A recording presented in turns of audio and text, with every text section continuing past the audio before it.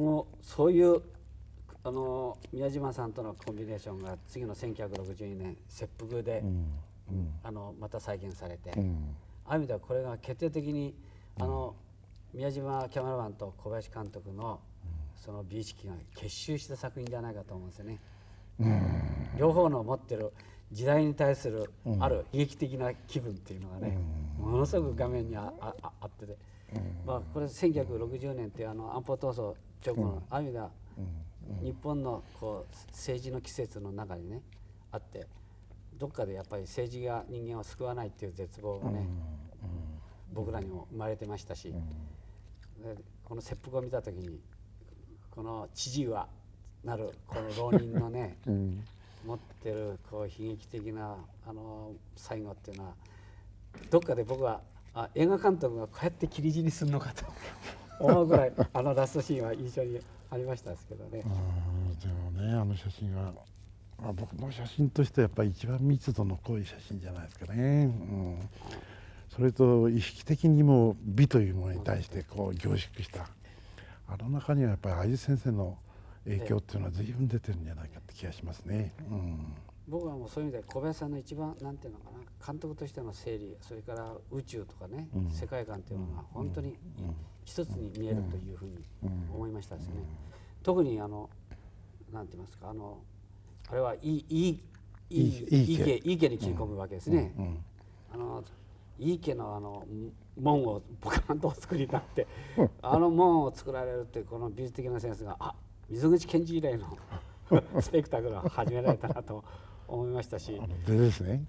でこの美術があれですね、大隅純一さんと戸田重翔さんというものすごい2人のダブルキャストでおやりになったと。戸田重翔はある意味ではここから美術監督としても大きく、人間の条件の時にね助手さんやってましたけどね、で絡み合いから一緒になって、それから切腹ですね。それともう一つ大きなことは、もちろん中台達也がこのタイトルロールを演じていくわけですけれど、竹光徹っていう作曲家がこの切腹に映画音楽として登場してきた時の衝撃も大きかったと思うんですけど、随分揃いましたね、みんなあれはね。今から考えるとこんな揃い方、本当にね、本当によく揃いましたね。よく揃ったですね。作品の素材に見合った才能がうまく集まった。それに脚本もね、橋本忍さんでしょ。全部揃ったみたいね。一番足りないのは監督だった。いや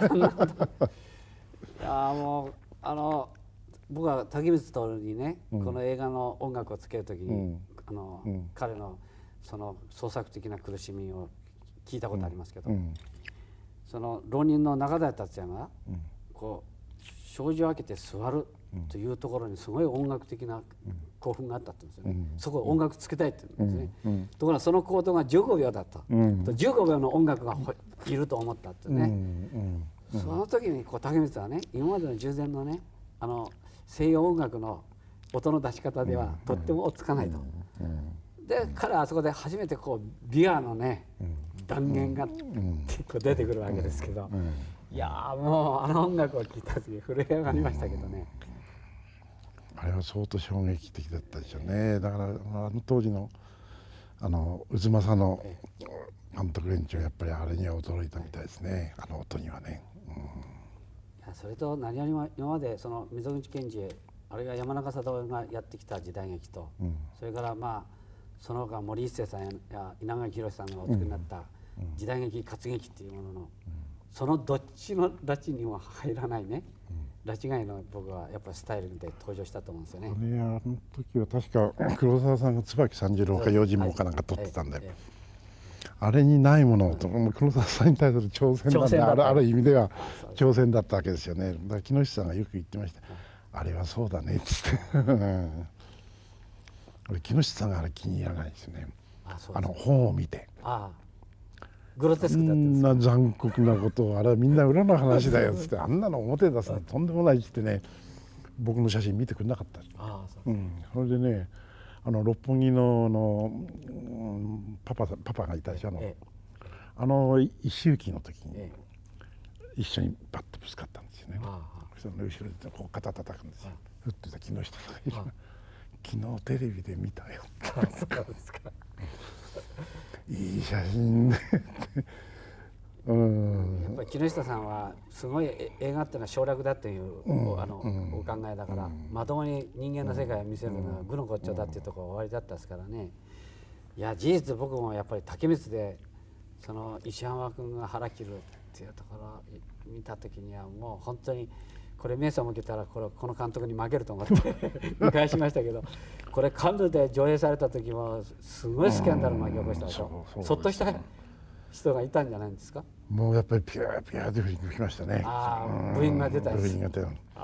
それがね、中台さんのヒューマニズムっていうものがね、ぐーっと膨らんでくると同時にね、逆に拍手がってくるかな。だからインタビューでもね、やっぱりその問題が出ましたよ、当然ね。あれでいいんだ、あれで悪いんだっていうので、記者同士がね、やり合うみたいなね、不思議な光景が。まあいろんなその人間の死、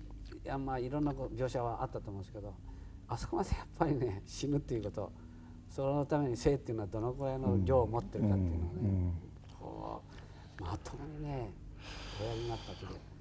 あれ早稲田の文学部の哲学科にはここまでやったことはないはずだと思って、やっぱりこれは小林監督の姿勢だと思いましたですけどね。まあやっぱり僕のこう美の基本みたいな原点みたいなものが会津屋敷木下圭介ってものがね、後ろに控えてますからね、そういうものはもう映画撮るために意識にありましたね。だから木下さんにしろ会津屋敷にしろ僕の映画を見て、よく撮ってくれたっていうようなね写真でないとやっぱりねそういうものは意識にありましたからね。いやもうね隅々までね目が行き届いてるっていう、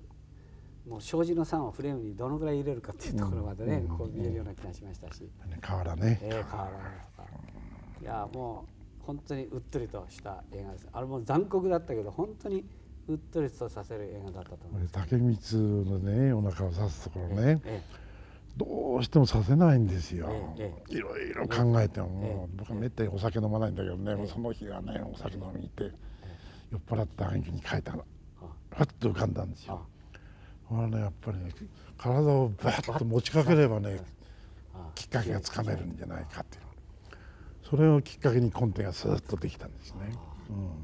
それでお酒を飲まない時のコンテは両方宮島さんが言ってた、お酒飲んだ時の方がいいよってわけですか。それであんな残酷になっちゃった。だって宮島さんのキャメラはより以上に残酷に撮りますからね、あの人は好きだからね。だけど残酷を救ってくれたのはやっぱり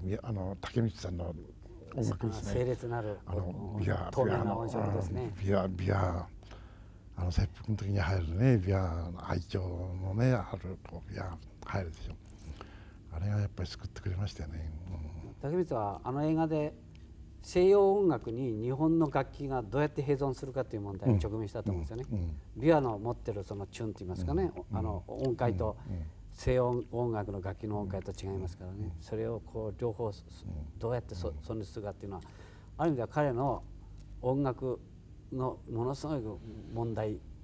もこの時直面したんですね、彼は。だろうと思いますね。だから映画はすごくそういう意味で大きなその結節点だったと思いますよ。だからラッシュをこう見ていて